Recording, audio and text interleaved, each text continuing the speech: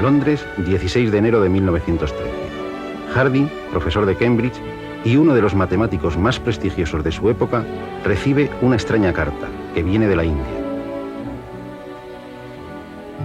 Apreciado señor, me permito presentarme a usted como un contable de la oficina del puerto de Madrás, con un salario de 20 libras anuales solamente.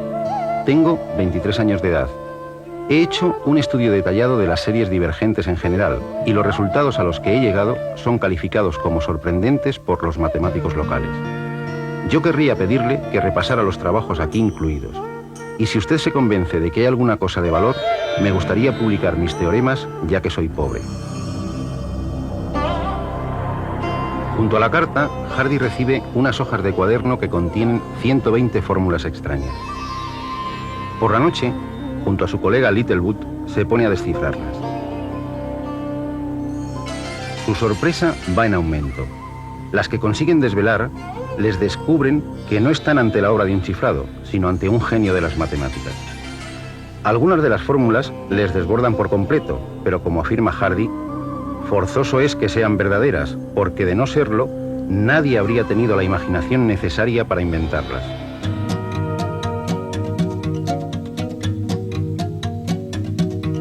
Una de estas fórmulas está relacionada con el número pi, y a Hardy le resulta completamente nueva.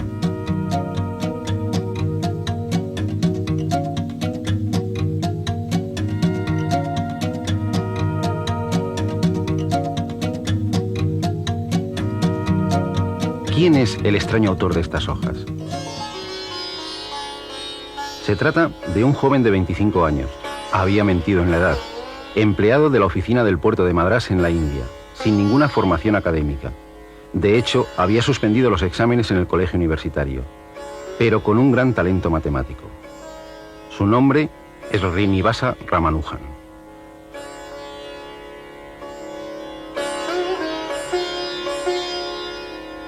Uno de sus juegos infantiles consistía en recitar a sus compañeros el valor de pi con varias decenas de cifras decimales.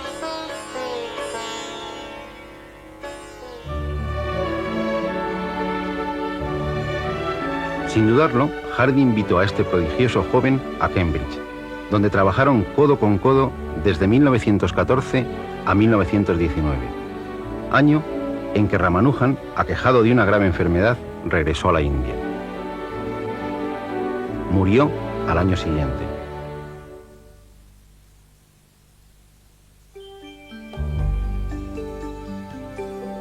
Ramanujan tenía una intuición mágica con los números, y Hardy nos proporciona una simpática prueba de ello. Cierto día, cuando fue a visitarle, estando ya muy enfermo, le comentó que había ido en un taxi con un número anodino, el 1729. No tan anodino, le respondió Ramanujan sin pensarlo. Es el primer número que se puede escribir de dos formas distintas como suma de dos cubos. ¿Cómo funcionaba su mente con los números? Por desgracia, nunca lo sabremos.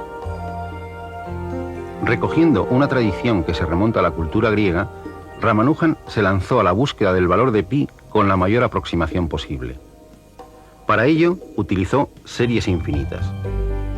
Una serie infinita es una expresión formada por sumas o productos de infinitos términos que mantienen una estructura común. La más conocida es esta del inglés Wallis de 1665. Su único inconveniente es que se aproxima a pi muy lentamente, es decir, si hiciésemos los 100 primeros productos, obtendríamos un valor de pi igual a 3,1260789, bastante alejado del valor verdadero. Tendríamos que desarrollar miles de términos para empezar a acercarnos razonablemente a pi.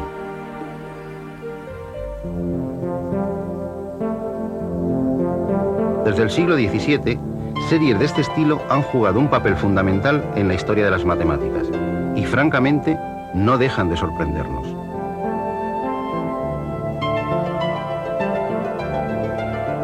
Vamos a observar otra de apariencia sencilla. Su construcción es simple. Vamos alternando sumas y restas y los denominadores son todos los números impares. Como hay infinitos números impares, habrá infinitos términos, pero su suma es un número finito. Exactamente pi partido por 4. Cualquiera de estas dos series nos serviría para calcular pi con tantos decimales como queramos. Pero hay un inconveniente. Tendríamos que desarrollar tantos términos que el más potente ordenador tardaría años en proporcionar solo las 100 primeras cifras exactas y tendría que emplear una serie de 10 elevado a 50 términos. Ramanujan descubrió una serie que se aproxima al valor de pi a velocidad de vértigo. La serie es esta. Cada nuevo sumando proporciona 8 decimales exactos de pi.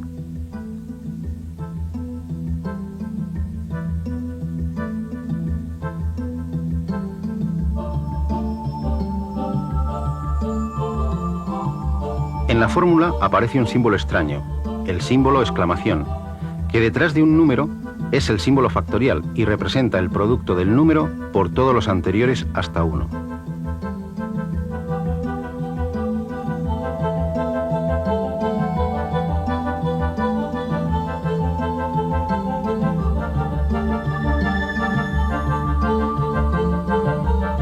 Como ven, la fórmula ya no es nada elemental, y lo más curioso es que Ramanujan la descubrió investigando algo en absoluto relacionado con pi, unas funciones especiales, las funciones modulares.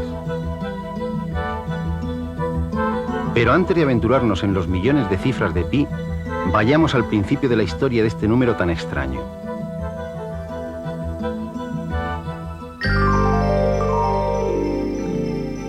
Todos recordamos de nuestra más tierna infancia la famosa fórmula: la longitud de la circunferencia es 2πr. Bueno, en esencia eso es pi, la razón entre la longitud de cualquier circunferencia y su diámetro.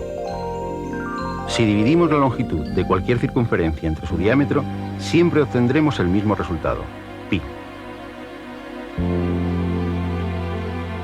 Pero no es tan fácil medir una circunferencia, y además es imposible hacer estas medidas con una precisión total. Así que solo obtendremos valores aproximados de pi.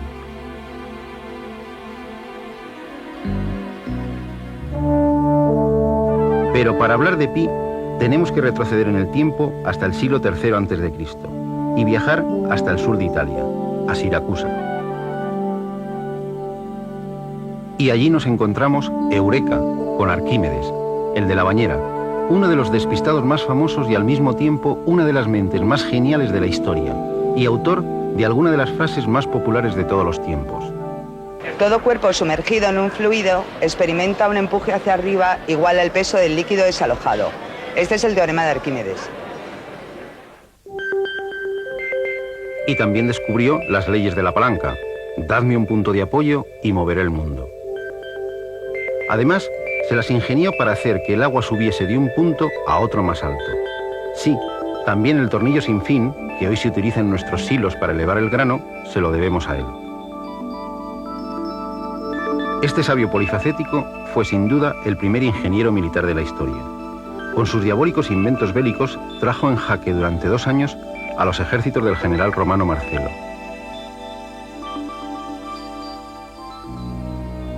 Murió atravesado por la espada de un soldado romano mientras dibujaba en el suelo figuras geométricas. Según la leyenda, sus últimas palabras fueron: no borres mis círculos. Arquímedes es el padre de un buen número de descubrimientos relacionados con las figuras y los cuerpos redondos. Pi le debe mucho a Arquímedes, o Arquímedes a Pi, según se mire. Euclides ya nos dice en sus famosos elementos que las áreas de los círculos son proporcionales al cuadrado de sus radios. O dicho de otra forma, que si dividimos el área de cualquier círculo entre el cuadrado de su radio, siempre obtendremos el mismo número. Pero, ¿cuál es ese número? Un siglo más tarde, Arquímedes fue el que de forma bastante ingeniosa demostró que ese número es nuestro famoso pi. Desde entonces, sabemos la conocida fórmula del área del círculo: área igual a pi por el radio al cuadrado. Aunque Arquímedes lo decía de esta otra forma: el área de un círculo es igual que el área de un triángulo rectángulo, uno de cuyos catetos es el radio y otro la longitud de la circunferencia.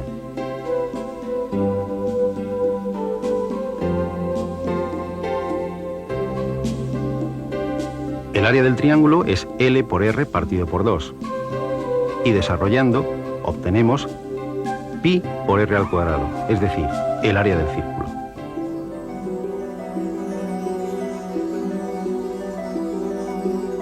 Por lo que parece, Arquímedes era un enamorado de las curvas. Descubrió resultados increíbles sobre la espiral que hoy lleva su nombre, la espiral arquimediana. El área barrida por el radio de la espiral en su primera revolución es la tercera parte del área del círculo cuyo radio es el radio final de esta revolución. Cilindro, cono, esfera. Son cuerpos redondos. El número pi es la llave para calcular sus áreas y sus volúmenes. Y siempre que aparece esta llave, es Arquímedes quien nos enseña a usarla. Descubrir la manera de calcular las áreas laterales del cilindro y del cono no le debió suponer a Arquímedes un esfuerzo especial, ya que basta con extender en el plano estas superficies. El área lateral será entonces la longitud por la altura, es decir, 2πr por h.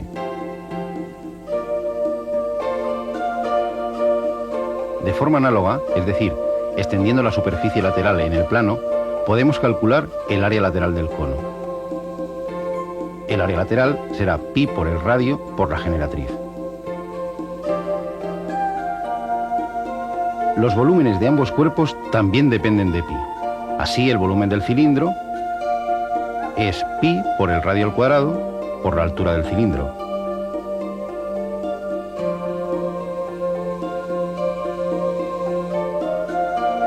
Y el volumen del cono es igual a 1/3 de pi por el radio al cuadrado por la altura del cono.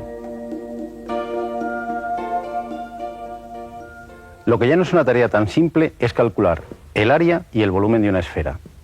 En su asombroso libro sobre el círculo y la esfera, Arquímedes nos demuestra que el área de una esfera es 4 veces el área de su círculo máximo.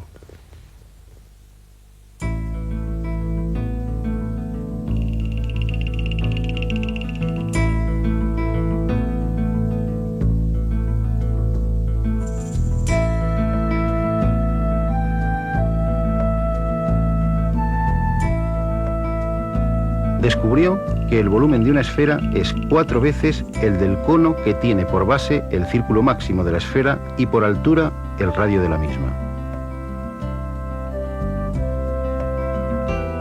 Además, introduciendo una esfera en un cilindro de igual radio, descubrió las relaciones entre las áreas y los volúmenes de ambas figuras. Utilizando sus propias palabras, cualquier cilindro que tenga como base el círculo máximo de una esfera y la misma altura que la esfera, tiene por volumen 1,5 veces el de la esfera, y su superficie, incluyendo sus bases, es también 1,5 veces la superficie de la esfera. Lo que traducido a nuestro lenguaje matemático actual significa que el volumen es igual a 4/3 de pi por el radio al cubo, y el área es igual a 4pi por el radio al cuadrado. Arquímedes se sintió siempre tan orgulloso del descubrimiento de esta relación entre la esfera y el cilindro que, según la leyenda, pidió que se grabara en su tumba una figura con una esfera dentro de un cilindro. ¿Por qué es tan importante conocer el valor de pi? Ya hemos visto que el número pi acompaña indefectiblemente a cualquier figura o cuerpo redondo.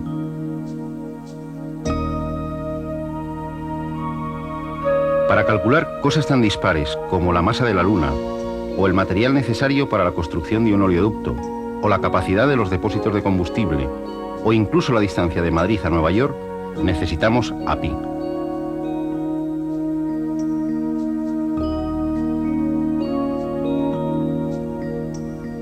Pero no solo en estas situaciones. Sin la ayuda de pi, el Voyager jamás habría llegado a Júpiter y a Neptuno. En efecto, en el cálculo de las órbitas planetarias también está presente nuestro amigo pi. Cualquier estudio de una población grande de características tan distintas como estatura, edad, ingresos, años de estudios, cotización a Hacienda, se ajusta a una curva similar a esta, es decir, a una campana de Gauss.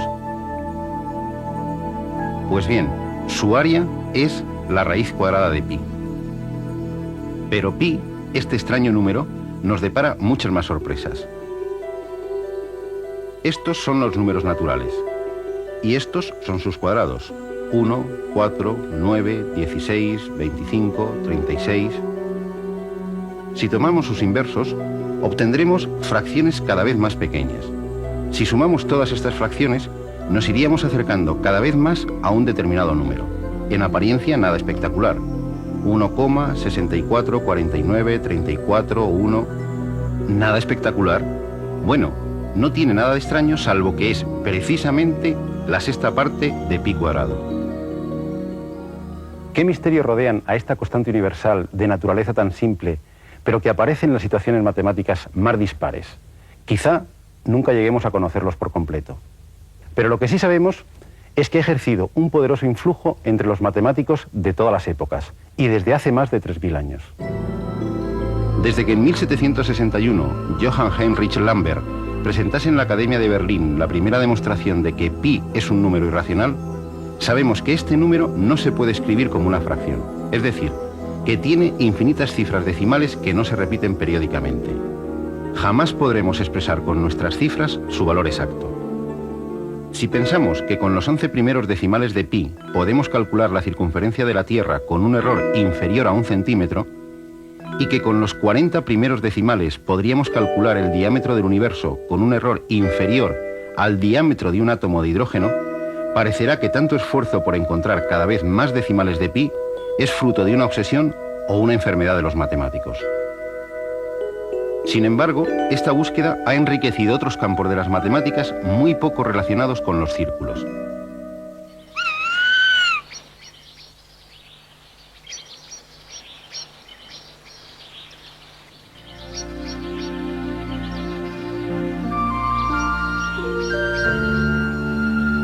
¿Qué tiene que ver el río Amazonas con el número pi? En apariencia, nada. Sin embargo, Hans Henrik Ståhlung, geólogo de la Universidad de Cambridge, ha calculado la relación entre la longitud real de muchos ríos con meandros y su longitud en línea recta desde su nacimiento hasta su desembocadura. Esta proporción varía de un río a otro, pero su promedio es un número ligeramente mayor que 3. Lo realmente curioso es que en ríos como el Amazonas, el Mississippi y los grandes ríos siberianos, todos ellos de enorme longitud y pendiente suave, esta proporción es poco más de 3/14. Sospechosamente parecida al número pi. Pero vayamos al principio. En la Biblia aparece una de las primeras referencias, no muy afortunada, del valor de pi. En el libro de los Reyes se citan los utensilios que Salomón mandó construir para su templo, entre ellos un mar de fundición, un gran cuenco. Según el texto bíblico, hizo fundir un mar 10 codos desde una orilla a la otra, completamente redondo, y su altura era de 5 codos, y con una cuerda de 30 codos lo rodeó. De la cita se deduce que asignaba a pi el valor de 3.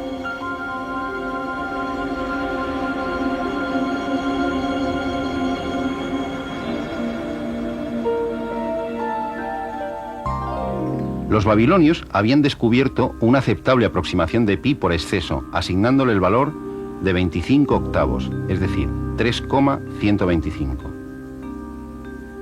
Los egipcios, en 1650 a.C., según se puede leer en el papiro de Rin, le dieron el valor de 16 novenos elevado al cuadrado, es decir, 3,16. Arquímedes realizó el primer cálculo teórico de pi. El original y paciente método consiste en trazar un hexágono regular inscrito y otro circunscrito a una circunferencia. El perímetro del hexágono interior es menor que la longitud de la circunferencia y el del exterior mayor. Dividiendo los perímetros entre el diámetro obtendremos una cota inferior y una cota superior de pi. Si duplicamos el número de lados del polígono regular, obtendremos una mejor aproximación.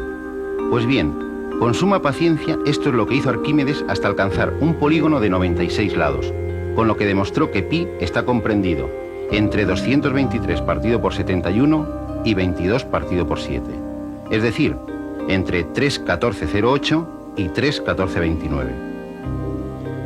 Había empezado la gran carrera para obtener cada vez un valor más próximo a pi, una auténtica carrera de relevos. Ptolomeo, en el siglo II, obtiene un valor que se repetirá hasta la saciedad en todas las escuelas durante cientos de años. Pi igual a 3,1416.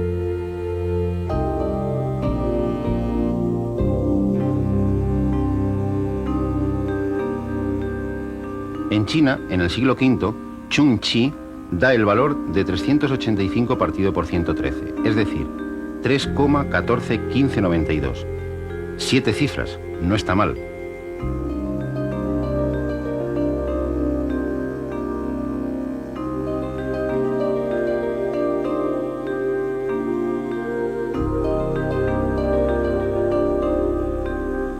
En el siglo XVI, el francés François Viet consigue calcular el valor de pi con 10 cifras decimales, 3,1415926536, utilizando polígonos regulares de 393.216 lados. A finales de siglo toma el testigo el matemático Ludolf van Zeulen, que dedicó más de la mitad de su vida al cálculo de pi. Llegó a trabajar con polígonos de billones de lados.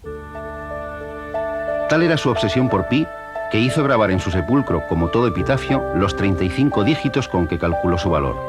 3,14159265358979. Con la aparición de las series infinitas, la tortura de los polígonos con millones de lados desaparece, aunque los cálculos para obtener buenas aproximaciones siguen siendo engorrosos.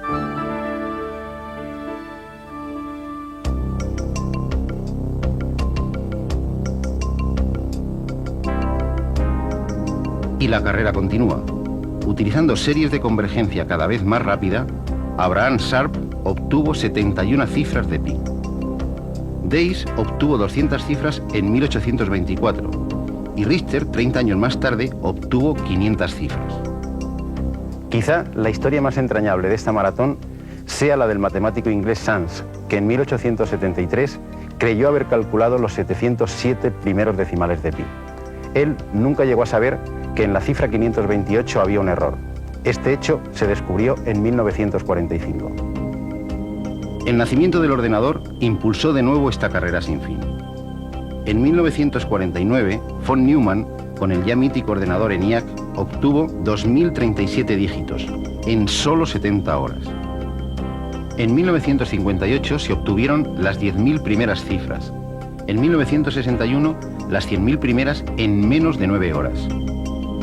El millón se rebasó en 1973, los 10 millones en 1985, los 100 millones en 1987. En la actualidad, el récord está en los 50.000 millones de cifras. Pero la carrera no ha hecho más que empezar.